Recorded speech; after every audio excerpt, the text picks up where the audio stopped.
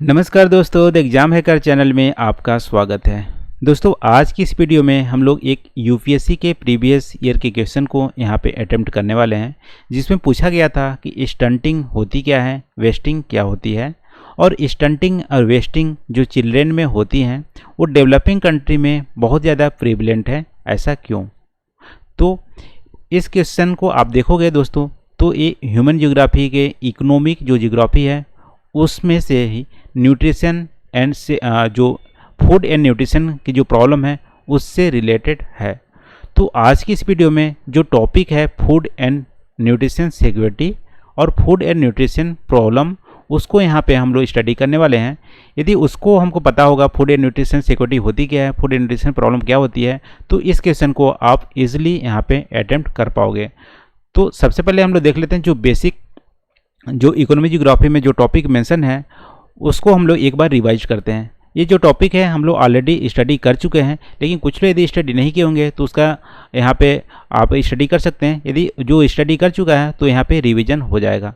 तो आज की इस वीडियो में हम लोग देखने वाले हैं फूड सिक्योरिटी होती क्या है, उनके कौन कौन से पिलर हैं फूड सिक्योरिटी का, और फूड इनसिक्योरिटी का रीजन्स क्या हैं, कैसे उसको इनसिक्योर कर सकते हैं, सिक्योर कर सकते हैं फूड सिक्योरिटी का, और मेजर फूड इनसिक्योर जो कंट्रीज हैं वर्ल्ड में कौन कौन से हैं उसको भी यहाँ पे स्टडी करेंगे। इसी तरह सेम वे में न्यूट्रिशन सिक्योरिटी के बारे में देखेंगे, और यहाँ पे देखेंगे फूड सिक्योरिटी और न्यूट्रिशन सिक्योरिटी में दोनों में अंतर क्या होते हैं, और पिलर्स भी देखेंगे न्यूट्रिशन सिक्योरिटी के कौन कौन से पिलर हैं, और इंडिया का स्टेटस देखेंगे न्यूट्रिशन सिक्योरिटी में, फिर स्टेप कौन कौन से इंडिया द्वारा लिया गया है न्यूट्रिशन सिक्योरिटी में। फिर इसके बाद देखेंगे फूड और न्यूट्रिशन सिक्योरिटी न होने से क्या क्या प्रॉब्लम होते हैं, और यहाँ पे हम लोग डिफिनेशन देखेंगे हंगर क्या होती है। जैसे प्रॉब्लम तो होती है, हंगर होती है, अंडर न्यूट्रिशन होते हैं, माल न्यूट्रिशन होते हैं, लेकिन इसका डिफिनेशन भी देखेंगे कि हंगर क्या होती है, अंडर न्यूट्रिशन क्या होती है। फिर ग्लोबल हंगर इंडेक्स के कुछ कंपोनेंट है जैसे child mortality rate, child stunting, wasting, ये सारे जो प्रॉब्लम होते हैं फूड और न्यूट्रिशन इनसिक्योरिटी की वजह से होते हैं।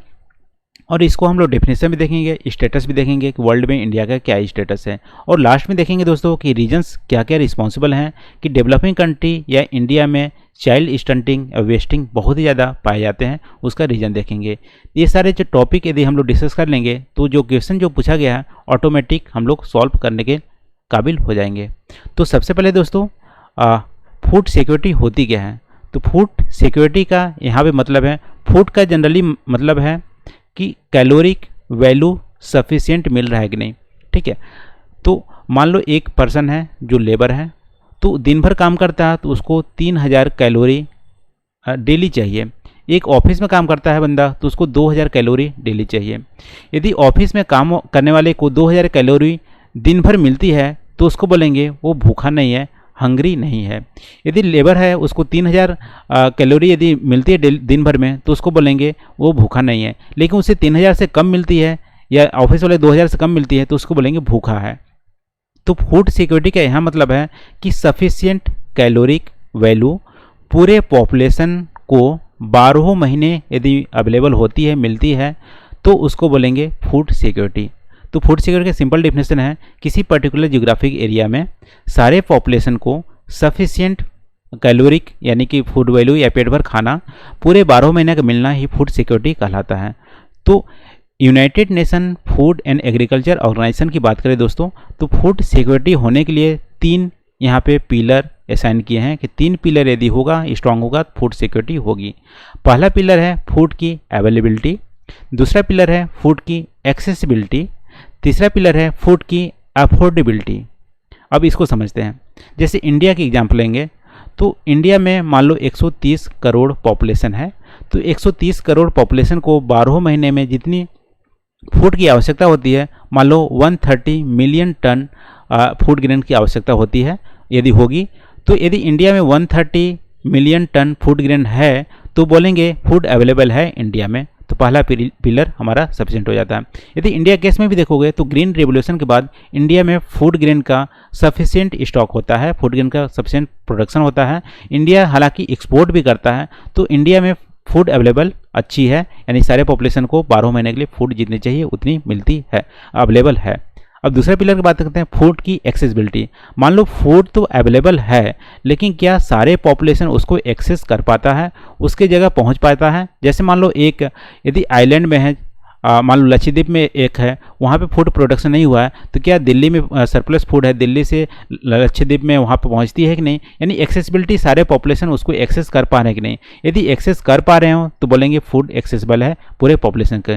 यदि इंडिया में देखो दोस्तों तो पीडीएस सिस्टम इंस्टॉल हुआ है, पब्लिक डिस्ट्रीब्यूशन सिस्टम, सारे पॉपुलेशन को फूड की एक्सेसिबिलिटी प्रोवाइड करने के लिए। लेकिन पीडीएस सिस्टम में करप्शन भी देखने को मिलते हैं, जिसको मान लो रेट कार्ड होल्डर को 35 किलो अनाज मिलता है बहुत ही सस्ते रेट में, तो रेट कार्ड होल्डर यदि गांव में देखोगे तो क्या होंगे, जिसको चाहिए होती है उसको नहीं मिलती है, जो अमीर बंदा है वो रेट कार्ड होल्डर है। तो यहाँ पे करप्शन की वजह से जिसको फूड चाहिए गरीब लोग को वहाँ फूड उतनी अच्छे से सफिशिएंट अवेलेबल नहीं हो रहा है। तो इंडिया में फूड की एक्सेसिबिलिटी का प्रॉब्लम है। फिर देखो फूड की अफोर्डेबिलिटी।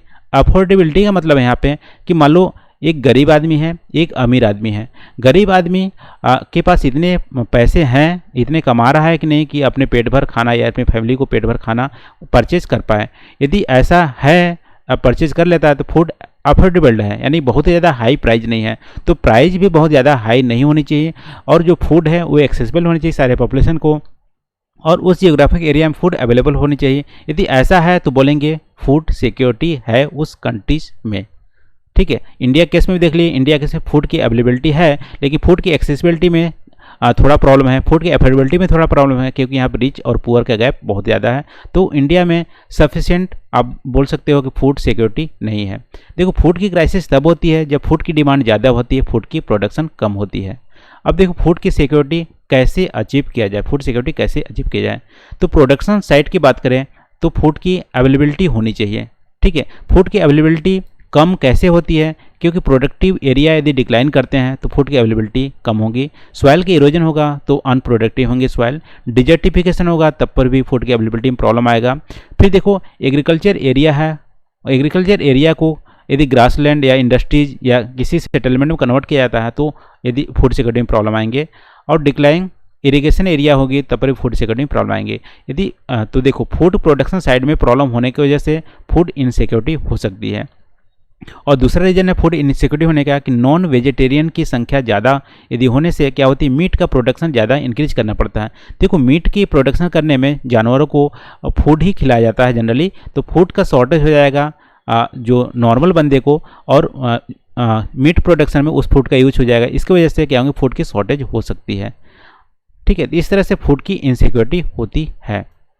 तो कैसे इंश्योर करें फूड की सिक्योरिटी को, तो यहाँ पे इंडिया की यदि बात करें तो इंडिया में अवेलेबल है, लेकिन डिस्ट्रीब्यूशन साइड में कुछ मेजर्स लेने पड़ेंगे। ठीक है, तो डिस्ट्रीब्यूशन साइड में पीडीएस सिस्टम को स्ट्रॉन्ग करना पड़ेगा इंडिया में, और रिच और पुअर का गैप जो है उसको यहाँ पे जो गैप ज़्यादा है उसको कम करना होगा। पुअर को इतना इनकम सफिशिएंट मिलना चाहिए जिससे कि फूड का एफर्ट कर पाए, उसके लिए कदम उठाने चाहिए।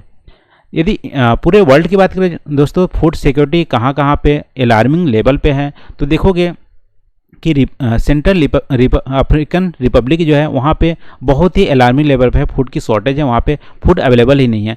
कांगो में भी, सूडान में भी, मेडागास्कर और चाड, ये सब एरिया में आप देखोगे फूड की अवेलेबिलिटी का प्रॉब्लम है, फूड सिक्योरिटी वहाँ पे शॉर्टेज है।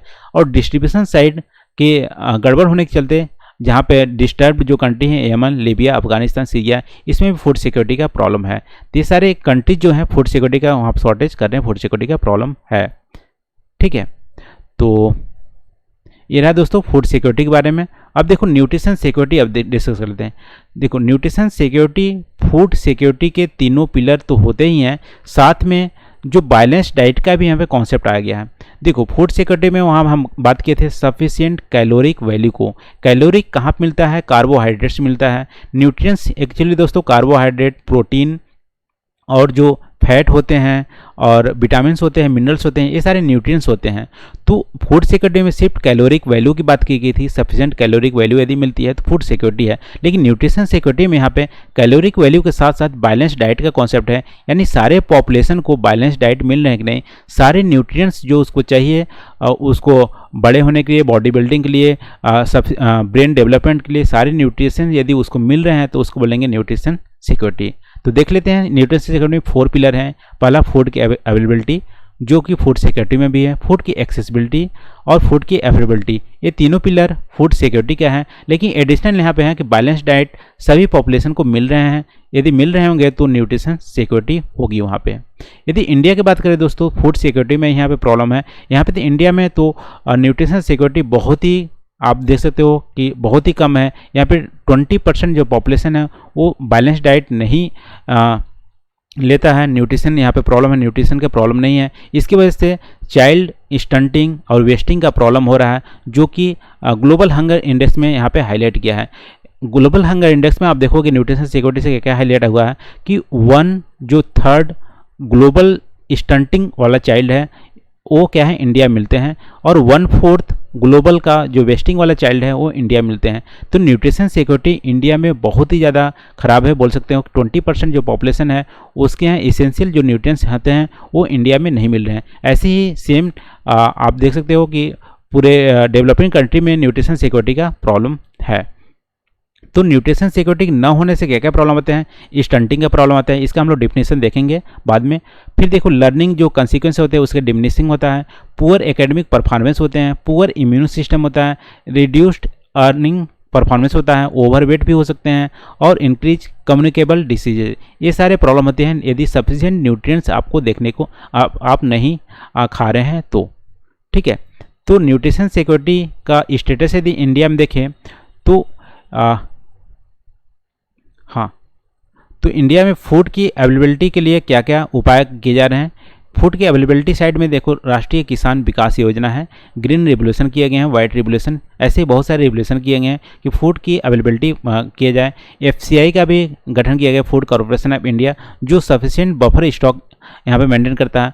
पर ड्रॉप मोर क्रॉप की यहाँ पे स्कीम भी चलाई गई है। नेशनल फूड सिक्योरिटी मिशन भी चलाए गए हैं। ये क्या है, पहला जो पिलर है फूड अवेलेबिलिटी का, उसमें इन्हेंसमेंट लाएगा। हालांकि फूड अवेलेबिलिटी इंडिया में है, तब पर भी इसके अलावा भी बहुत सारे कदम उठाए जा रहे हैं। फिर देखो फूड की एक्सेसिबिलिटी के लिए PDS सिस्टम को रोबस्ट बनाया जा रहा है। ई मार्केट ई नाम बनाया जा रहा है। मिड डे मील स्कीम चलाई जा रही है। आंगनबाड़ी सिस्टम से प्रेग्नेंट मदर को यहाँ पे जो फूड है उसको प्रोवाइड किया जा रहा है फूड की एक्सेसिबिलिटी में। तीसरे जो पिलर है दोस्तों अफोर्डेबिलिटी साइड में, तो अफोर्डेबिलिटी साइड में इनकम बढ़ाने के यहाँ पे देखो डबलिंग फॉर्म इनकम के प्लान है 2022 तक। फिर Mahatma Gandhi national rural employment guarantee Yojana MNREGA है उसको भी चलाया जाना है। फिर नेशनल रूरल लाइवलीहुड प्रोग्राम चलाया जाना है। इससे क्या होंगे, पुअर के जो इनकम लेवल है वो बढ़ेगा और अपने लिए सफिशिएंट न्यूट्रिएंट्स जो है वो यहाँ पे परचेज कर पाएगा। फिर देखो न्यूट्रिशन सिक्योरिटी की बात करें, यानी न्यूट्रिशन प्रोवाइड करने के लिए इंडिया में क्या क्या कदम उठाया जा रहा है। यहाँ पे देखो national wheat flour fortification policy अपनाई गई है। इसमें देखो आटे में और जो बाकी न्यूट्रिएंट्स हैं उसको मिला दिए जाएंगे, मिक्स किए जाएंगे। इससे क्या होंगे, आटा क्या है बहुत ज़्यादा न्यूट्रिशियस हो जाएगा और बहुत सारे जो न्यूट्रिशन के प्रॉब्लम है उसको दूर करने में हेल्प करेगा। फिर देखो फोर्टिफिकेशन और डाइवर्सिफिकेशन ऑफ फूड नीडेड है in order to provide the nutrition security. और नेशनल फूड सिक्योरिटी एक्ट 2013 भी लाया गया है, जिससे इंश्योर करता है कि food and nutrition security to vulnerable society के लिए। तो ये सारे कदम इंडिया में यहाँ पे लिए जा रहे हैं। अब देखो फूड एंड न्यूट्रिशन जो प्रॉब्लम है वो क्या क्या है। तो hunger index, global hunger index दोस्तों जो ग्लोबल लेवल पे इसका मॉनिटरिंग करता है कि किस कंट्री में फूड और न्यूट्रिशन का प्रॉब्लम हो रहा है।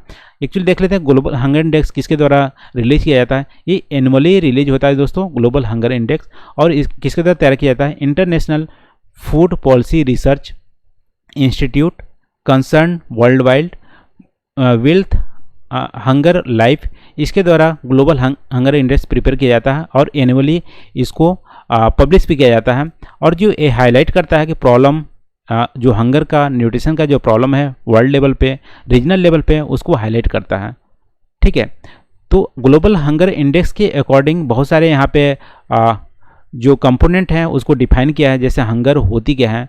तो हंगर यहाँ पे दोस्तों फूड एंड एग्रीकल्चर ऑर्गेनाइजेशन के according hunger means very low caloric value, यानी कि मान लो जैसे हम लोग देखे थे कि फूड सिक्योरिटी में देखे थे कि फूड की अवेलेबिलिटी का मतलब है कि पेट भर खाना खाना, पेट भर खाने का मतलब है कि सफिशिएंट कैलोरिक वैल्यू वो इंटेक कर रहा है कि नहीं। तो यहाँ पे यदि लो कैलोरिक वैल्यू जितना वो भूखा है उससे कम खाना खा रहा है तो उसको बोलेंगे हंगर है, ठीक है। फिर देखो अंडर न्यूट्रिशन, यहाँ पे अंडर न्यूट्रिशन या अंडर नरिशमेंट का क्या मतलब है कि जितने न्यूट्रिएंट्स उसको चाहिए उससे कम उसको मिल रहे हैं। ठीक है, हंगर में क्या है कि सिर्फ कार्बोहाइड्रेट की बात की जा रही है, कैलोरिक वैल्यू की बात करी जाए, लेकिन अंडर न्यूट्रिशन में यहाँ पे क्या मतलब सारे न्यूट्रिएंट्स की बात करें। न्यूट्रिएंट्स का यहाँ मतलब है कि कार्बोहाइड्रेट के साथ साथ प्रोटीन, फैट, विटामिन्स, मिनरल्स, ठीक है, ये सब की बात की जा रही है। यदि ये सारे बैलेंस नहीं है, पूरे बॉडी में नहीं मिल रही हैं, सफिशिएंट संख्या में नहीं मिल रहे हैं, तो उसको बोलेंगे अंडर न्यूट्रिशन। ठीक है, अंडर न्यूट्रिशन किसके कारण होती है? इनसफिशिएंट न्यूट्रिएंट्स होने के कारण होती है। Inadequate access of health and child care होती है, उसके कारण भी हो सकती है। मान लो आप सफिशिएंट न्यूट्रिएंट्स ले रहे हो, लेकिन यदि हेल्दी इन्वायरमेंट नहीं है, आप ओपन डिफिकेशन वहाँ पे करते हो, तो उसके चलते भी प्रॉब्लम हो सकती है, और जो न्यूट्रिएंट्स है वो बॉडी में अच्छे से एब्जॉर्ब ना हो, क्योंकि अनहेल्दी इन्वायरमेंट में आप रह रहे हैं, तो उसके चलते भी हो सकती है। Inaccessibility of safe water, sanitizer, health, इसके कारण भी अंडर न्यूट्रिशन का प्रॉब्लम हो सकती है। फिर देखो दोस्तों, माल न्यूट्रिशन। माल न्यूट्रिशन के यहाँ पे मतलब है कि दोनों, माल न्यूट्रिशन में दोनों आते हैं। यदि अंडर न्यूट्रिशन, जितनी न्यूट्रिएंट्स चाहिए उससे कम आप इंटेक कर रहे हो, या जितनी न्यूट्रिएंट्स चाहिए उससे ज़्यादा इंटेक कर रहा हो, तो यदि दोनों यदि प्रॉब्लम होंगी उसको बोलेंगे माल न्यूट्रिशन। माल न्यूट्रिशन क्या होंगी कि आप न्यूट्रिएंट्स से मान लो जितने चाहिए उससे ज़्यादा है या कम है, बैलेंस डाइट नहीं है, तो माल न्यूट्रिशन का प्रॉब्लम होगा। माल न्यूट्रिशन से आपको वेस्टिंग देखने को मिलेंगे, स्टंटिंग देखने को मिलेंगे, ओवर वेट देखने को मिलेंगे। ठीक है, तो अनबैलेंस डाइट से माल न्यूट्रिशन होते हैं, इसको भी आपको ध्यान में रखना है। फिर देखो चाइल्ड स्टंटिंग, जो आज का क्वेश्चन में पूछा गया था, तो चाइल्ड स्टंटिंग का यहाँ सिंपली मतलब है कि जो एज के अकॉर्डिंग हाइट ना होना। ठीक है, जितनी एज है उतनी हाइट, उसके अकॉर्डिंग हाइट का ना बढ़ना, बौनेपन होना, ये चाइल्ड स्टंटिंग कहलाती है। तो ग्लोबल हंगर इंडेक्स में अंडर 5 ईयर का जो बच्चे हैं उसको मेजरमेंट करता है, उसमें लो हाइट फॉर देयर एजेस को वहाँ पे चाइल्ड स्टंटिंग बोलते हैं। तो चाइल्ड स्टंटिंग क्यों होता है? क्योंकि क्रोनिक अंडर नरिशमेंट होता है, यानी कि जो सफिशिएंट न्यूट्रिएंट्स उसको मिलने चाहिए वो नहीं मिलते हैं। प्रोटीन की कमी की वजह से चाइल्ड की ग्रोथ कम हो जाती है। तो लॉन्गर ड्यूरेशन में यदि क्रोनिक अंडर अननरिशमेंट होंगी तो चाइल्ड स्टंटिंग होती है। ये क्या करते हैं? ब्रेन का अनडेवलपमेंट एंड ब्रेन डेवलपमेंट में हार्म पहुंचाते हैं। पुअर लर्निंग स्किल होती है चाइल्ड स्टंटिंग से, और इंक्रीज न्यूट्रिशनल डिसीज भी होती है। ठीक है, तो ग्लोबल हंगर इंडेक्स के अकॉर्डिंग आप देखोगे तो 3 मेजर कंट्रीज जो 50% से ज़्यादा वर्ल्ड की यहाँ पे चाइल्ड स्टंटिंग देखने को मिलती है, उसमें देखो इंडिया, नाइजीरिया, पाकिस्तान, 3 यहाँ पे डिक्रीजिंग ऑर्डर में संख्या के वाइज में चाइल्ड स्टंटिंग की यहाँ पे है। आप देखोगे इंडिया में 1/3 ग्लोबल चाइल्ड जो स्टंटिंग का शिकार हैं वो इंडिया में 1/3 पाए जाते हैं, यानी कि 100 में से 33 तो इंडिया में ही चाइल्ड स्टंटिंग का प्रॉब्लम है। तो इतना मेजर प्रॉब्लम है।